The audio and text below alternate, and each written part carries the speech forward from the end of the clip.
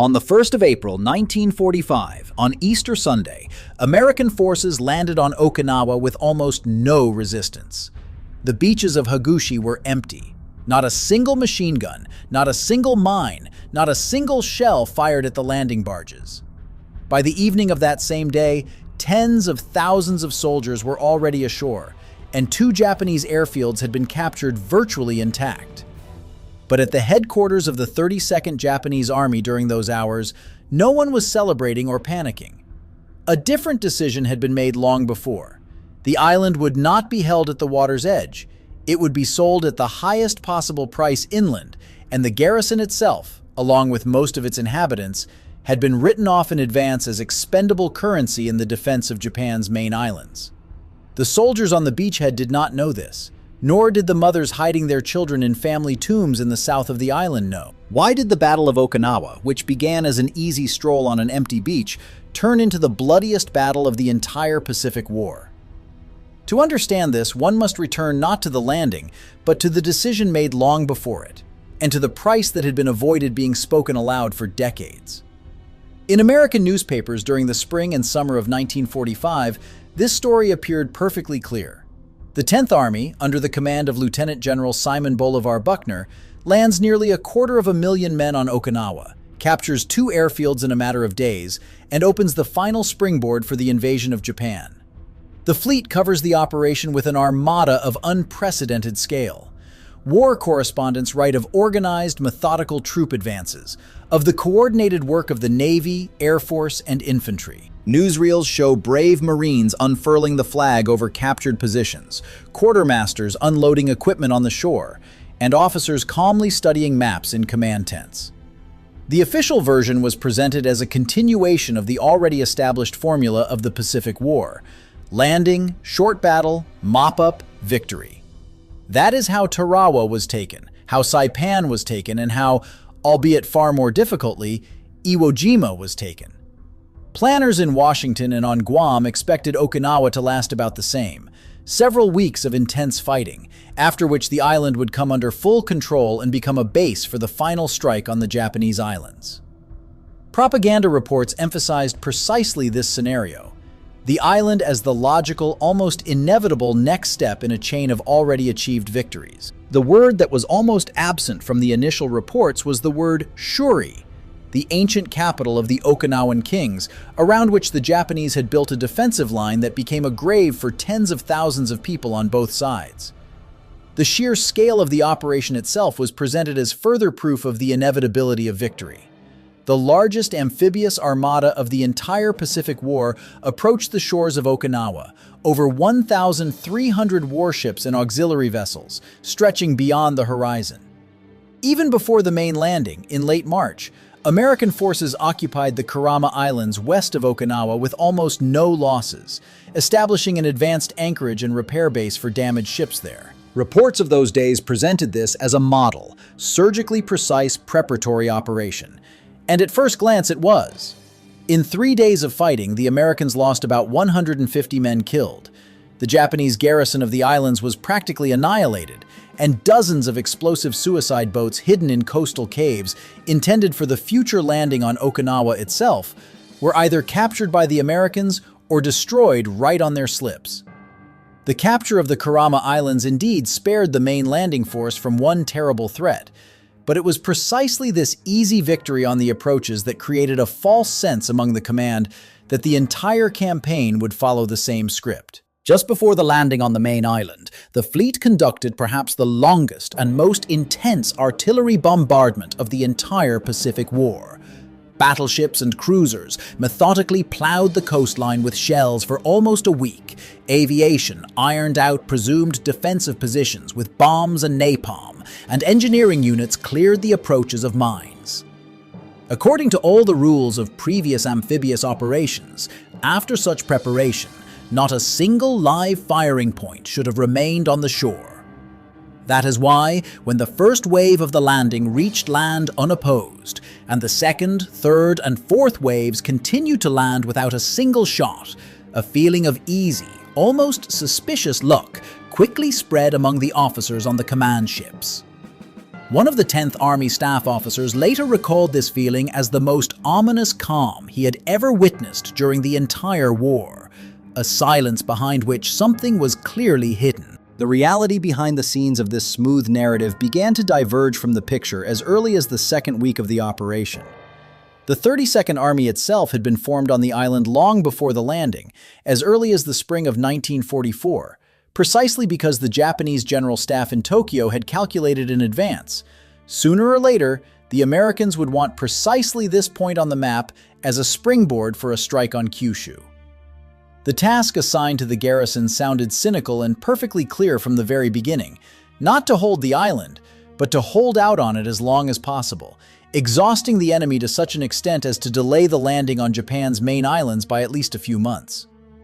Much later, the inhabitants of the archipelago themselves would find the precise word for the island's role, borrowed from the game of Go: sacrificial stone, a piece deliberately given to the opponent to gain time and position on another part of the board. The empty beach of the 1st of April was not a sign of the enemy's weakness. It was a deliberate trap by Colonel Hiromichi Yahara, an officer of the Operations Department of the 32nd Army, responsible precisely for such a war of attrition. Yahara convinced the commander, Mitsuru Ushijima, to abandon the usual Japanese tactic, to fight at the water's edge and die under naval artillery fire. Instead, Japanese troops withdrew inland, into the mountain range around Shuri, and burrowed into a network of caves, tunnels, and underground barracks, inaccessible to the fleet's direct fire. The plan was utterly cynical and utterly rational. Not to stop the Americans, but to make them pay the maximum price for every meter and keep the 10th Army away from Japan's main islands for as long as possible. Another factor not written about in the reports was added to this trap: the weather. From mid-May, torrential rains lashed the island, turning the crater-pocked fields of southern Okinawa into a continuous quagmire of mud. Roads disappeared under knee-deep sludge, trucks and tanks bogged down on the approaches to the front lines, and the bodies of the dead, which could not be retrieved under continuous fire, remained in no man's land for weeks, decomposing in the rain amidst abandoned equipment.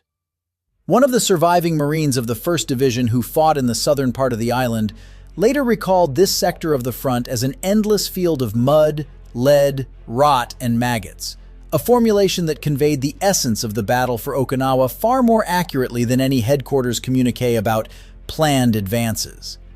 The first encounter with the Japanese strategy of protracted defense occurred at the Kakazu Ridge in mid-April. Elements of the 96th Infantry Division, expecting easy progress after the quiet initial days, ran into a dense network of pillboxes, machine gun nests, and minefields covering literally every meter of the approaches. Attack after attack faltered within the first minutes. Japanese units emerged from tunnels at night for sudden counterattacks and then melted back into the caves before American artillery could zero in on them. In several days of fighting for this single ridge, the 96th Division lost more men than in the entire previous campaign on Leyte.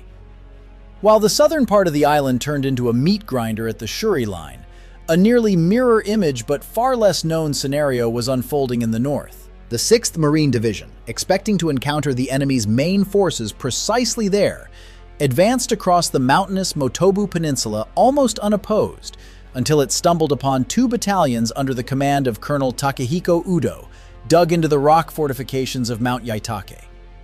These relatively small forces inflicted over 1,300 casualties on the American units before the position was finally taken, a figure comparable to losses in much larger battles in the south, yet one that almost never made it into the final reports, precisely because the northern campaign as a whole concluded quickly and was written off by the press as a secondary, already resolved episode. In early May, when the front line at Kakazu and the neighboring heights had barely moved for over 2 weeks, General Isamu Cho convinced Commander Ushijima to abandon Yahara's cautious plan and launch a massive counterattack, to bring troops out of their concealed caves into open ground and attempt to throw the Americans back to the coast with one decisive blow. Yahara objected openly, calling this idea suicidal. By leaving prepared positions, the Japanese infantry would forfeit the only advantage it still had, the protection of the rocky terrain, and expose itself to the full might of naval artillery and aircraft, which could strike without any cover. Ushijima nonetheless agreed with Cho. The counteroffensive, launched on the 4th of May, was crushed within 2 days. The Japanese army lost several thousand soldiers and a significant portion of its accumulated artillery reserves, gaining nothing in return. After this failure, Ushijima publicly acknowledged Yahara's correctness and never again deviated from his plan. But the reserves lost in those 2 days could not be recovered, and this decision shortened the already doomed defense by several more weeks.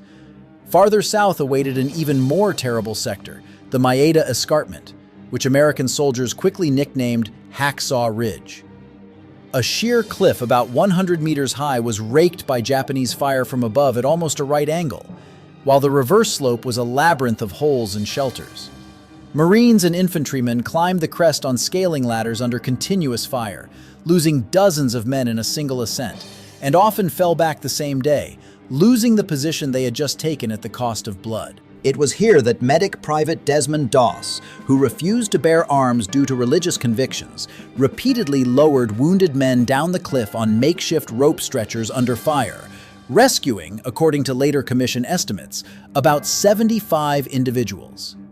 He was awarded the nation's highest military decoration, but the story of the Maeda Escarpment itself sounded dry in the official reports of those weeks. Minor advances on isolated sectors of the front. Even farther south, near the walls of Shuri, unfolded the battle for a hill that would enter Marine Corps history as one of the bloodiest engagements of the entire war. Sugarloaf Hill, a low, almost imperceptible rise on the map.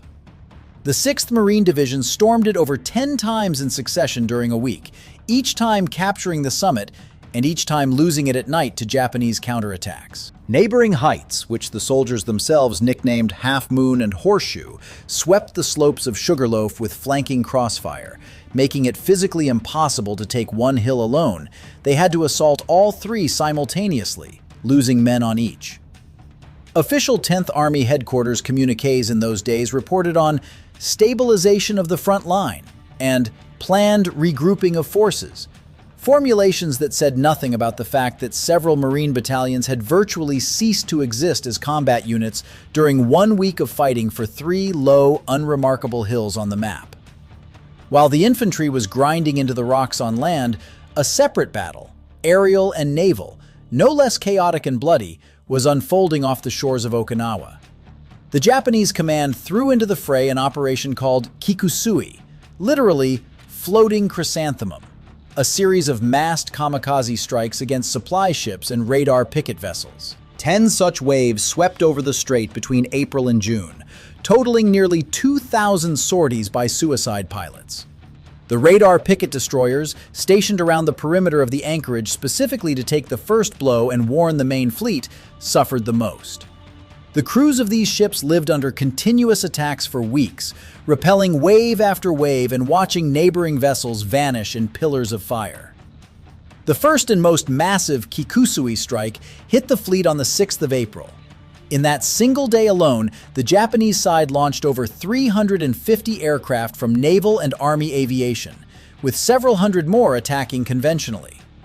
The radar picket destroyers, stationed in a ring around the anchorage, had it worst.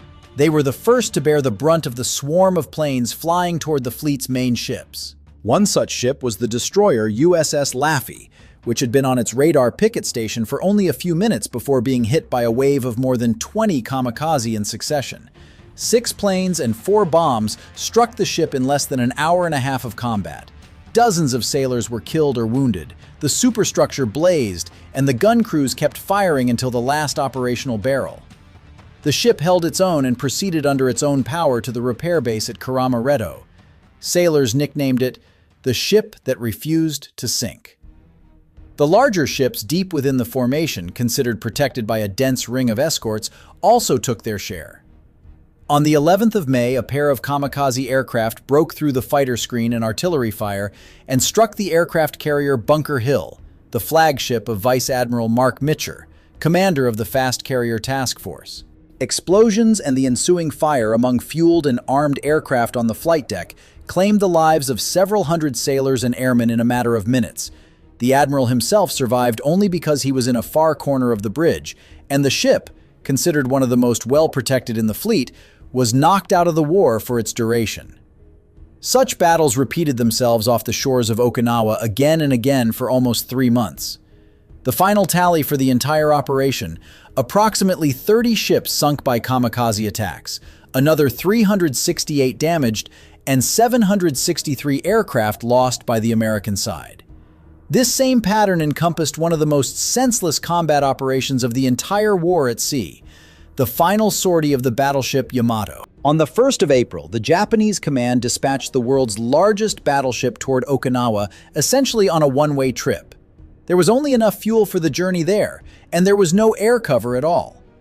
The official objective of the operation was phrased as a sacrificial ramming, to run aground on the coastal rocks and fire upon the landing craft until the last shell was spent. Yamato never reached Okinawa.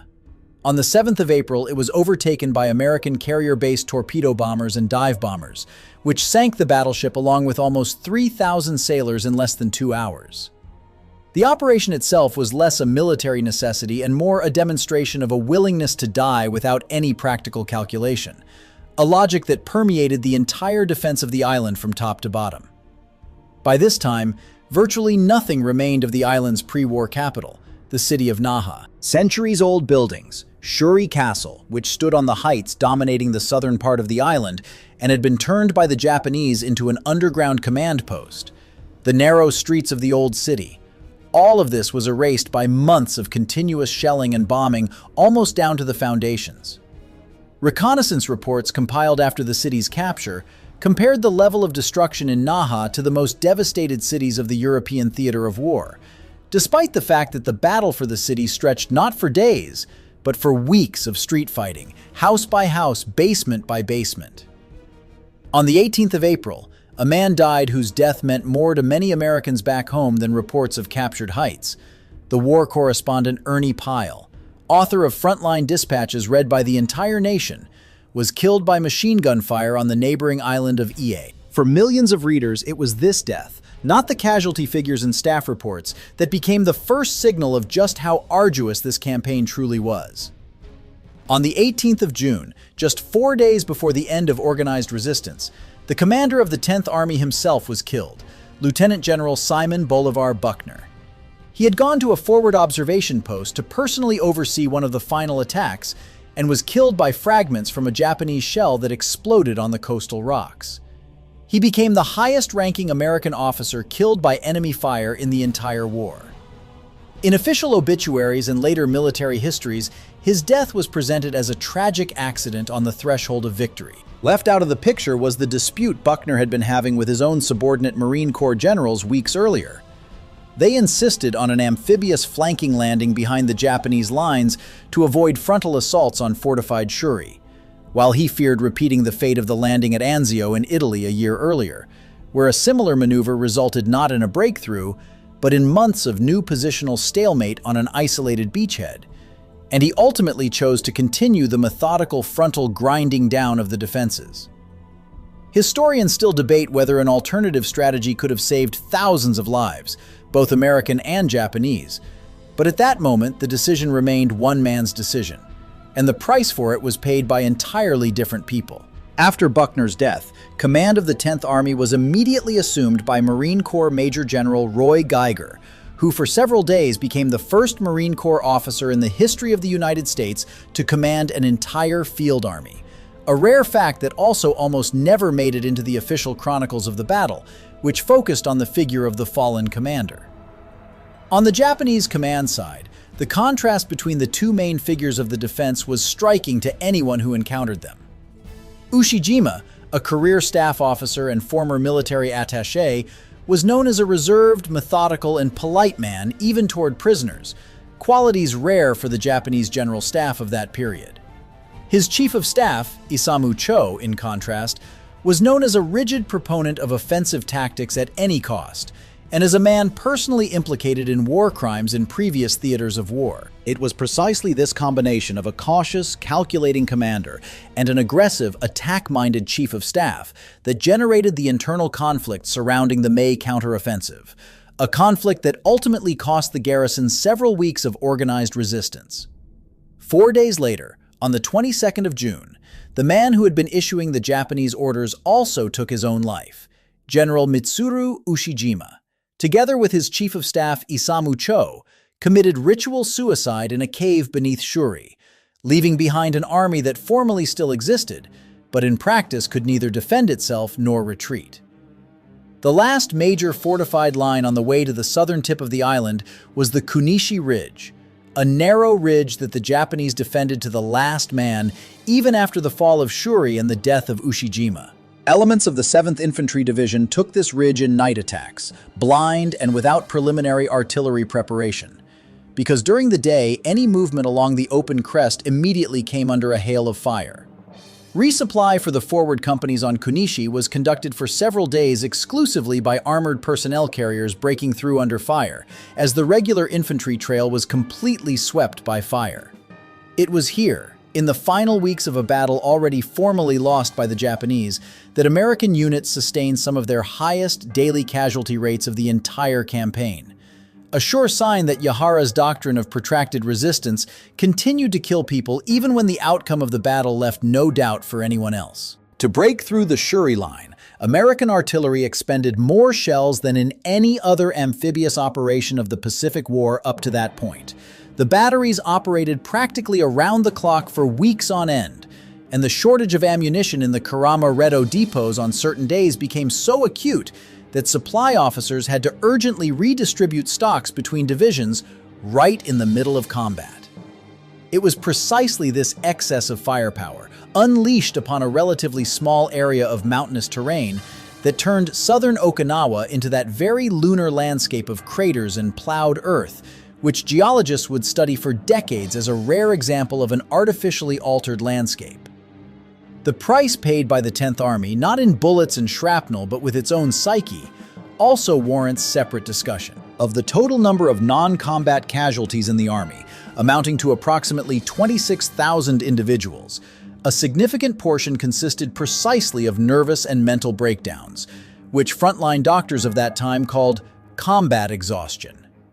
Weeks of continuous artillery bombardment without the ability to physically retaliate against the enemy, constant rain, the stench of decay, and the absolute unpredictability of night raids from caves incapacitated even experienced soldiers hardened by previous battles, all while official casualty statistics for many years listed these cases in a separate, inconspicuous line, almost never reflected in the final press summaries. Even before the landing of the assault force, the island's civilian population already had its own, separate experience of this war, which the official chronicle of the battle does not mention at all. In the summer of 1944, Japanese authorities began the forced evacuation of children from Okinawa to the mainland, away from the expected invasion. One of the evacuation steamers, the Tsushima Maru, was torpedoed by an American submarine south of the Kyushu Islands and sank within minutes at night, claiming the lives of almost 1,500 passengers, of whom more than 700 were school-aged children. The Japanese authorities concealed news of this disaster from the island's inhabitants under threat of arrest for disclosing military secrets, formally to avoid undermining morale, in practice to prevent the disruption of further evacuations.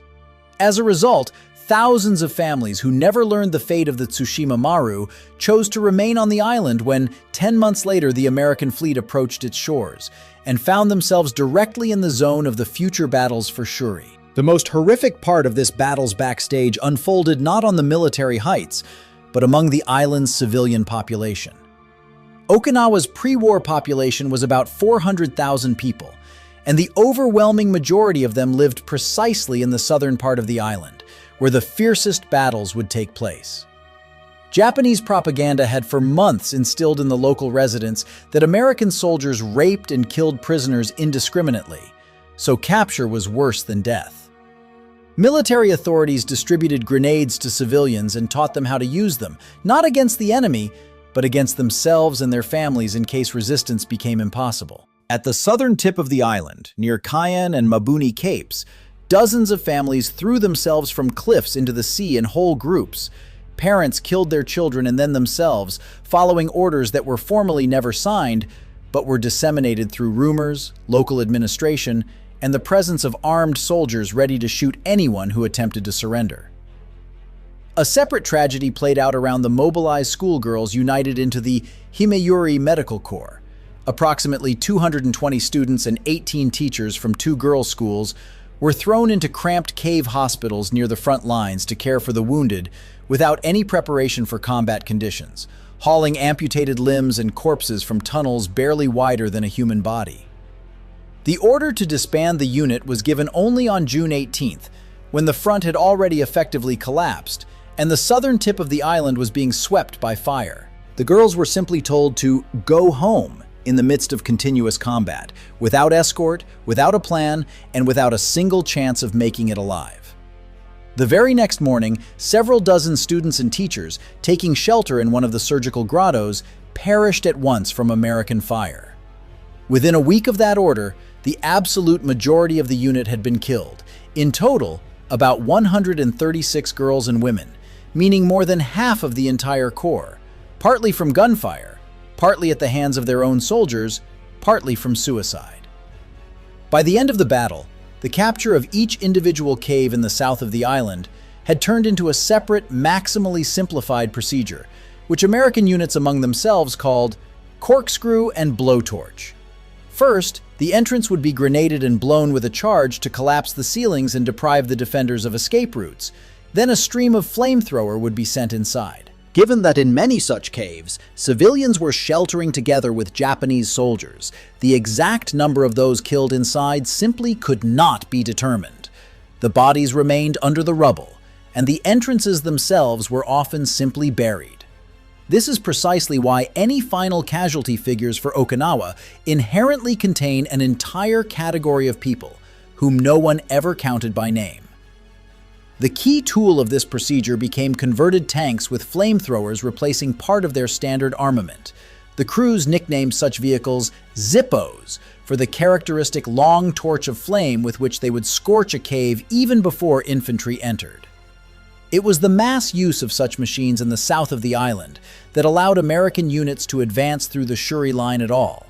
But it also turned a significant part of southern Okinawa into literally scorched earth, where the soil layer remained dead for many long years after the war. On the other side of this same tactic of desperation were the pilots of the Tokutai, special assault units where, after the loss of most of Japan's regular aviation, yesterday's flight school cadets with only a few flight hours were mass recruited. They were taught not air combat, but a single maneuver, diving onto a target, and sent on missions with fuel exactly for a one-way trip.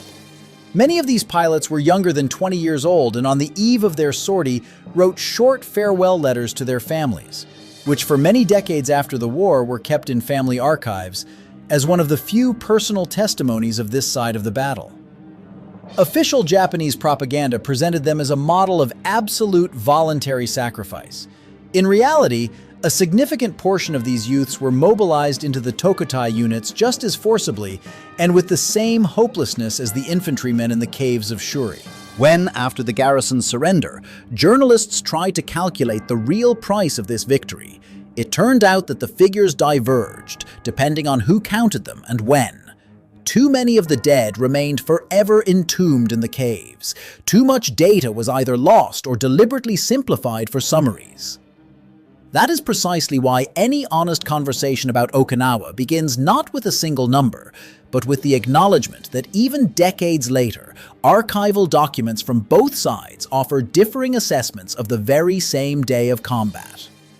According to the 10th Army's reports and subsequent War Department accounts, the American armed forces lost approximately 12,500 men killed or missing on Okinawa, with another 36,000 wounded. Factoring in non-combat losses, heat stroke, disease, psychological breakdowns from weeks of continuous bombardment, which contemporary medics themselves termed shell shock. The total casualties of the 10th Army exceeded 49,000. This was the highest price the American Army paid for a single island throughout the entire Pacific War, and this against the backdrop of Japanese coastal defenses offering practically no resistance on the first day. Behind this total lay another, far less visible problem: the sheer physical inability of the naval medical system to cope with the flow of wounded in a timely manner. Hospital ships and floating first aid stations off the coast of Okinawa operated at the very limit of their capacity for weeks, taking in the severely wounded directly under fire from radar picket ships, while surgical teams operated in shifts around the clock, falling asleep right by the operating tables between calls. On certain peak days of the battle for Shuri, the number of incoming wounded exceeded all pre-war estimates of the medical services capacity by several times, and some wounded waited for weeks for evacuation to larger rear-area hospitals on other islands because local facilities were simply overflowing.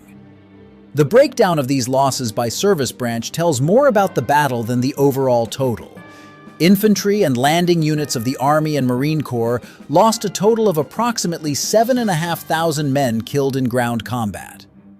But the Navy, formerly not on land but in the straits near the island, lost almost as many, about 5,000 sailors killed due to kamikaze attacks, more than the Marines themselves lost in ground combat.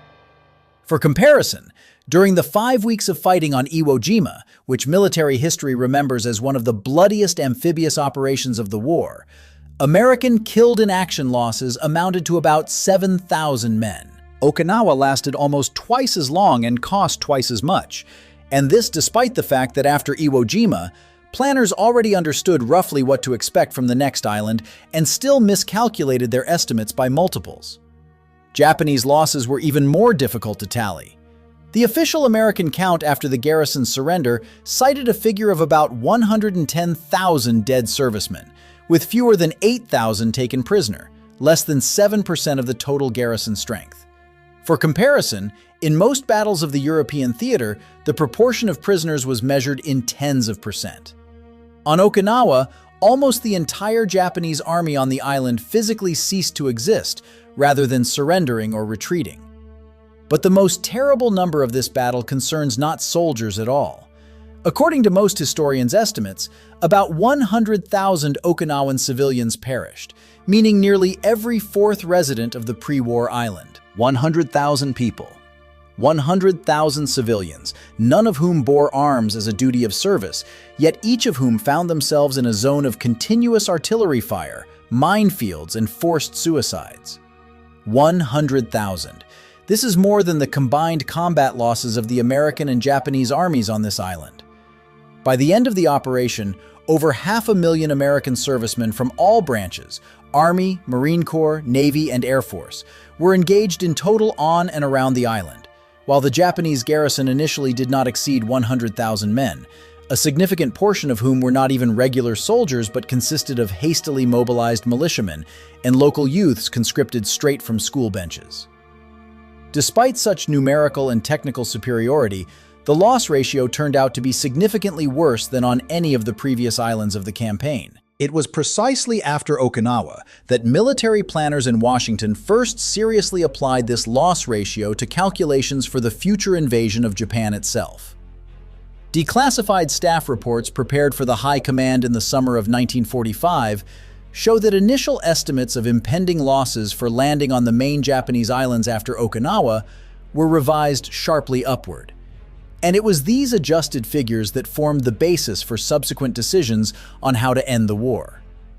If one adds up all three categories of losses, American military, Japanese military, and Okinawan civilians, and divides that sum by all 82 days of the battle, a number emerges that never once sounded in any official report. On average, more than 2,500 people died on this island every day for almost 3 consecutive months. Every day, another small town of the dead, whether it was a weekday or a holiday, whether it rained or the sun shone. The strategy for which the 32nd Army paid with its own complete annihilation, indeed, bought that very gain in time for which it was conceived. While the fighting raged for every ridge of southern Okinawa, the Japanese General Staff in Tokyo used those weeks to develop and prepare the plan for the defense of the Japanese home islands, codenamed Ketsu-go, a plan that directly borrowed the experience of Yahara's protracted cave warfare and envisioned involving not only the military, but practically the entire civilian population of the future theater of operations in the defense, down to arming the elderly and teenagers with bamboo spears.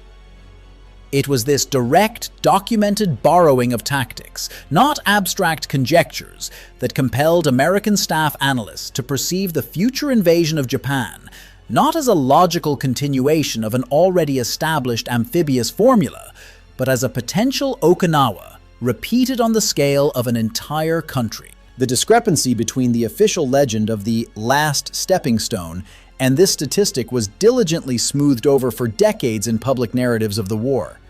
The first post-war histories of the campaign were written mainly by staff officers and relied on the 10th Army's combat journals, documents that by definition recorded tactical successes first and foremost, not command failures.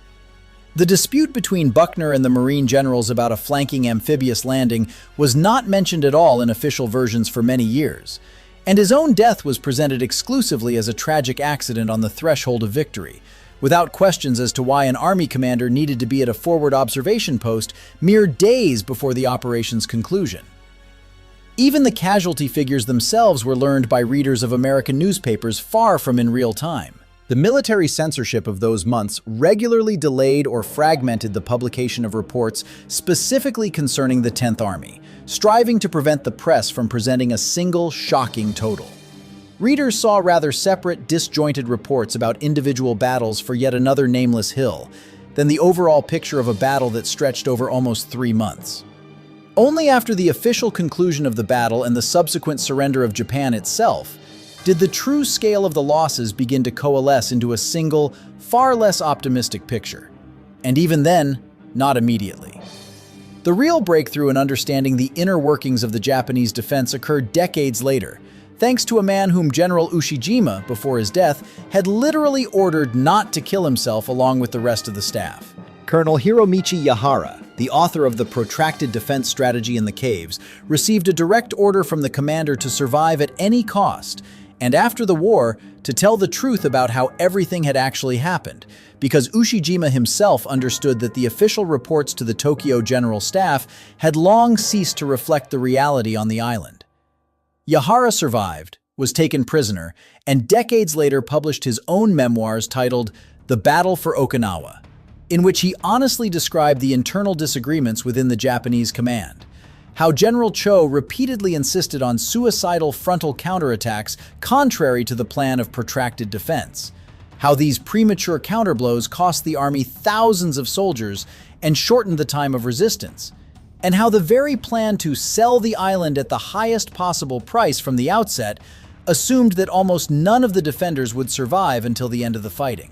For many years after its publication, this book remained perhaps the only source where the events at the headquarters of the 32nd Army were described not through the eyes of the victors, and not in the language of post-war Tokyo propaganda, but through the eyes of the man personally responsible for the strategy that cost the island 100,000 civilian lives. Even the official date of the battle's end turned out to be far more conditional than is commonly believed. The island was declared fully occupied at the end of June, immediately after Ushijima's death. Precisely this date entered all subsequent chronicles as the end of the battle. In reality, separate groups of Japanese soldiers hiding in the most remote caves of the island's southern part continued to resist for weeks and even months after the official declaration of victory, carrying out night raids on warehouses and patrols. According to estimates later cited in staff reports, during these so-called mopping up operations after the formal end of the battle, about 9,000 more Japanese military personnel perished, a figure that almost never appears separately in final summaries because formally, these deaths occurred after the victory, which the press had already had time to celebrate. The fate of the civilian population was hushed up even longer and even more diligently.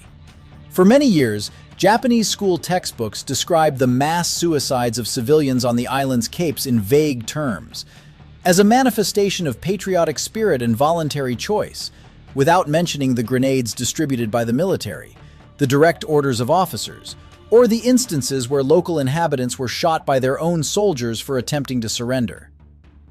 This tragedy had another, far less noticeable side, about which the official American Chronicle also preferred not to elaborate. Even before the main landing force came ashore, units of the military government for civil affairs arrived on the island, officers whose task was to place locals fleeing the fighting in camps behind the front line.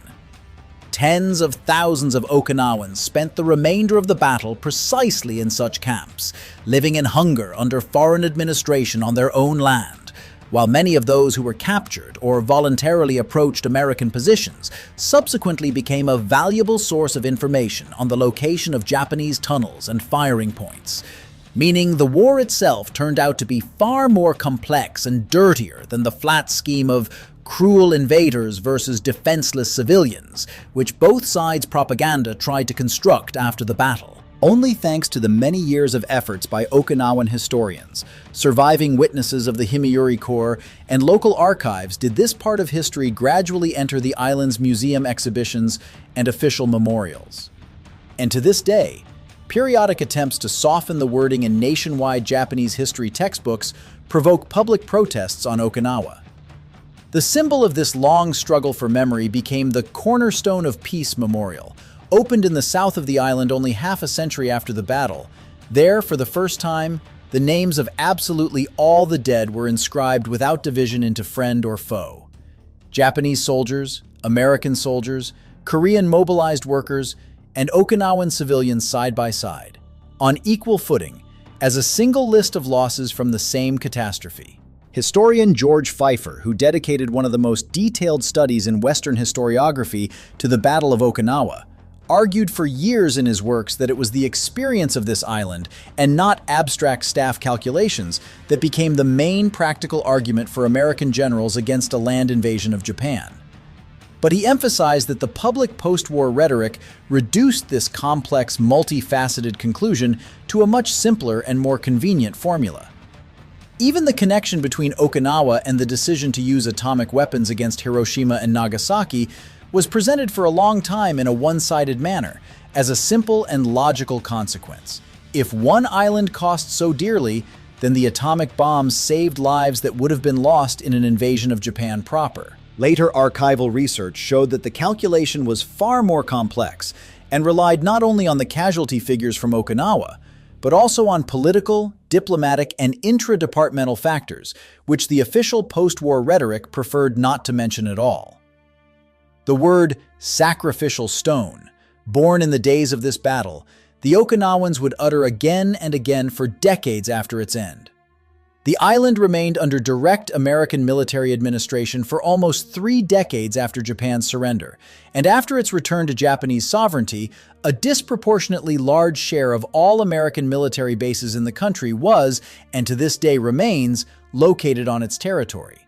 Even though Okinawa itself constitutes only a small fraction of Japan's land area. For many island residents, this looks like a direct continuation of the very same logic of 1945. The interests of the main islands are more important, and the periphery again pays the price for others' security. This is precisely why the discussion of the numbers from the Battle of Okinawa on the island itself has never been a purely historical topic. It remains a political debate about the present to exactly the same degree as an analysis of the past. This story also found a cruel epilogue which occurred after the war had officially ended. In early October 1945, just a few weeks after Japan's surrender, Okinawa, crowded with ships and hastily built camps, was struck by Typhoon Louise, one of the most destructive tropical storms ever encountered by the American fleet. Dozens of ships were sunk or dashed upon the reefs right in the bay, which by then bore the name of General Buckner, who had perished there. About 80% of all temporary structures built on the island were destroyed, and several dozen servicemen died in the storm after having formally survived the battle itself.